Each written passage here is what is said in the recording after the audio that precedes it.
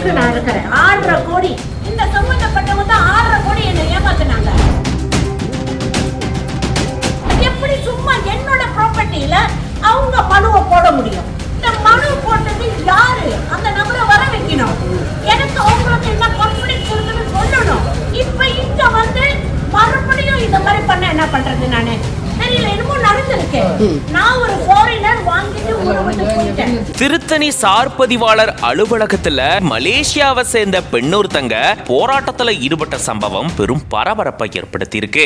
8 மணி நேரமா அலக்கழிச்சு பொய்யான காரணங்களை சொல்றாங்க அப்படின்னு இவங்க இந்த மாதிரியான செயல்ல ஈடுபட்டதா கூறப்படுது. மலேசியா நாட்ட பெண்ணொருத்தங்களுக்கு சொந்தமா திருத்தணி பக்கத்தில் இருக்கக்கூடிய பெண்பாடி பகுதியில 2 ஏக்கர் நிலம் இருக்கா. இந்த நிலத்துக்கு பொது அதிகாரம் வழங்குறதுக்காக மலேசியால இருந்து இவங்க திருத்தணிக்கு வந்ததா கூறப்படுது. இதுக்காக திருத்தணி சார் பதிவாளர் அலுவலகத்துக்கு மலேசியாவை சேர்ந்த இந்த பெண் அங்க போயிருந்திருக்காங்களாம். அப்பதான் அவங்களுக்கு அங்க நண்பகல் 12 மணி அளவுல டோக்கன் வழங்கப்பட்டதா கூறப்படுது. ஆனா குறிப்பிட்ட நேரத்தையும் தாண்டி 8 மணி நேரமா அவங்கள அங்கேயே உட்கார வச்சதா கூறப்படுது. இதனால கோபமடைஞ்ச மலேசியாவை சேர்ந்த அந்த பெண் திடீர் போராட்டத்துல ஈடுபட ஆரம்பிச்சிருக்காங்க. இதனால சார் பதிவாளர் அலுவலகத்துல பெரும் பரபரப்பு நிலை ஏற்பட்டிருந்திருக்கு. தன்னுடைய நிலம் சம்பந்தமான இந்த பொது அதிகாரம் வழங்குறதுல சார் பதிவாளர் அலுவலகத்துல அலக்கழிக்கிறாங்க அப்படின்னும் தன்னுடைய நிலத்துக்கு எதிர்ப்பு இருக்கு அப்படின்னு போலியான காரணங்களை சொல்றாங்க அப்படின்னும் இந்த மலேசிய பெண் இந்த மாதிரியான காரணங்களை முன் வச்சு இப்படி போராட்டத்தில் ஈடுபட்டிருந்திருக்காங்க. இதனால அங்க பரபரப்பு சூழல் ஏற்பட்டிருந்திருக்கு.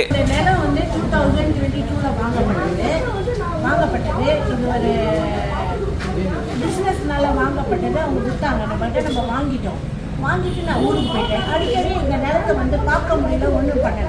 பவர் கொடுக்க வந்தேன். பவர் கொடுக்க வரும்போது உள்ளுக்கு என்னமோ கம்ப்ளைண்ட் இருக்குன்னு சொன்னாங்க. நான் சொல்றேன், கம்ப்ளைண்ட் எப்படி வந்தது, யார் போட்டா எனக்கு தெரியணும். ஒன்று. ரெண்டாவது, இந்த கம்ப்ளைண்ட் எனக்கு சம்மந்தம் இருக்கா இல்லைன்னு எனக்கு செக் பண்ணணும். அவங்க பார்த்து கம்ப்ளைண்ட் போட்டாங்க, இதை ரெஜிஸ்டர் பண்ண முடியாதுன்னு சொல்லிட்டு அந்த மேடம் ஓடிட்டாங்க, போயிட்டாங்க. அவங்க என்ன பண்றாங்க, வந்து நாங்க காத்துக்கிறோம் 4 மணி வரைக்கும் பண்ணி தரேன் இப்ப இவ்வளவு முடிஞ்சோடனே லாகின் ப்ராப்ளம் 8:30 மணி வரைக்கும் லாகின் ஒர்க் ஆகலன்றாங்க. இது முதல்ல சொல்லிருக்கலாமே. ஆக்சுவலி பண்ண முடியுமா முடியாதா டெக்னிக்கல் ப்ராப்ளம் சொல்றாங்க. இது உண்மையான டெக்னிக்கல் ப்ராப்ளம் அது என்னமோ நடந்திருக்குன்னு நினைக்கிறேன். எனக்கு தெரியல, என்னமோ நடந்திருக்கு. நான் ஒரு ஃபாரினர் வாங்கிட்டு ஊருக்கு போயிட்டேன். நான் அடிக்கடி இங்க வர முடியல. வராதனால பவர் உங்களுக்கு கொடுக்குற பாருங்க. இந்த பவர் கொடுத்து கேட்கும் போது அவங்க என்னென்னமோ சொல்றாங்க.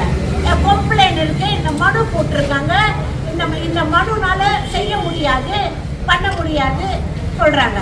அப்ப இந்த மனு போட்டது யாரு? அந்த நபரை வர வைக்கணும். எனக்கு அவங்களுக்கு என்ன கான்ஃபிடன்ஸ் இருக்குன்னு சொல்லணும். ஏற்கனவே 6.5 கோடி நியூஸ் பேப்பர்லாம் வந்தீங்க. இந்த சம்பந்தப்பட்டவங்க தான் 6.5 கோடி என்னை ஏமாத்தினாங்க. மலேசியாவில் வந்து என்னை ஏமாத்திட்டு நிறைய வந்தது, நியூஸ்ல வந்தது. இப்ப இங்க வந்து மறுபடியும் இந்த மாதிரி பண்ண என்ன பண்றது? நானு சொல்லல. மனு போட்ட அந்த மனு போட்டவங்க வந்து என்ன செய்யணும்? அப்ப அந்த மனு போட்டவங்க வர வைக்கணும். எப்படி சும்மா என்னோட ப்ராப்பர்ட்டியில அவங்க மனுவை போட முடியும்? சொல்லுங்க.